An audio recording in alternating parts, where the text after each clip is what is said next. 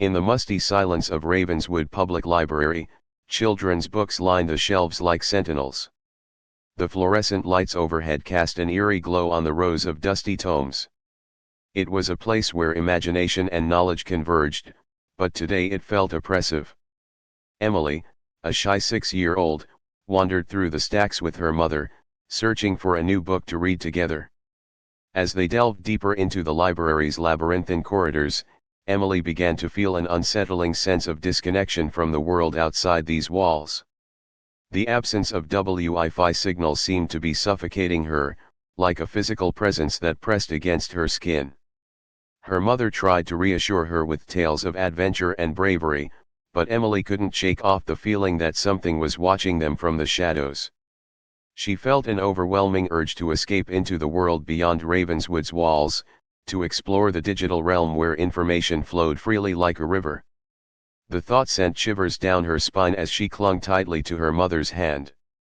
As they reached the library's children's section, Emily spotted a lone book with no title or cover art.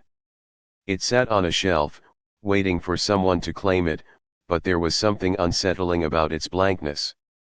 Her mother suggested that maybe it held secrets of the digital world within its pages, and Emily felt an inexplicable pull towards it.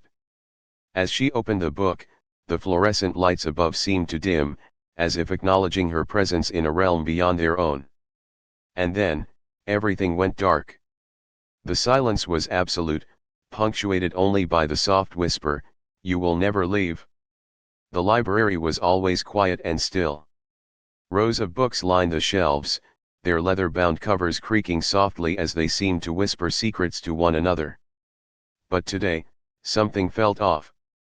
Lily had wandered into the library after school, seeking refuge from a long day at home. She loved getting lost in the stacks, discovering new titles and authors that she'd never heard of before. As she delved deeper into the shelves, her fingers trailing over the spines of the books, she began to feel an eerie sense of unease. It started with small things: the computers were turned off, the Wi-Fi was down, and even the library's phone system seemed dead. Lily tried calling out for help, but there was only silence in response. She wandered further into the stacks, searching for a way out or some sign that someone had been around recently. But as she delved deeper, the air grew thick with an unsettling stillness. As night began to fall, Lily stumbled upon a hidden room deep within the library's labyrinthine corridors. Inside, rows of dusty old computers hummed and whirred, their screens glowing in the dim light. A single chair sat at the center of the room, its occupant nowhere to be seen. And on the wall above it, scrawled in letters that seemed to shift and writhe like living things, "You will never leave." Lily's heart racing with fear, she realized that some secrets were better left unexplored. The library had become a prison of silence, where knowledge was power, but at what cost? And as the darkness closed in around her, Lily knew she would be trapped forever, lost in the endless rows of books and forbidden to seek help from outside its walls. The library was always quiet and still. Rows of books lined the shelves, their leather-bound covers creaking softly as patrons walked by. But today it felt different. The air seemed to vibrate with an eerie silence. Emily had wandered into the library after school, searching for a book on astronomy. She browsed through the shelves, running her fingers over the spines of the books until she found what she was looking for. As she delved deeper into the stacks, however, she began to feel a growing sense of unease. The silence seemed oppressive, and the shadows cast by the flickering fluorescent lights appeared to twist and writhe on the walls. As Emily searched through book after book, her fingers brushed against strange symbols etched into the pages.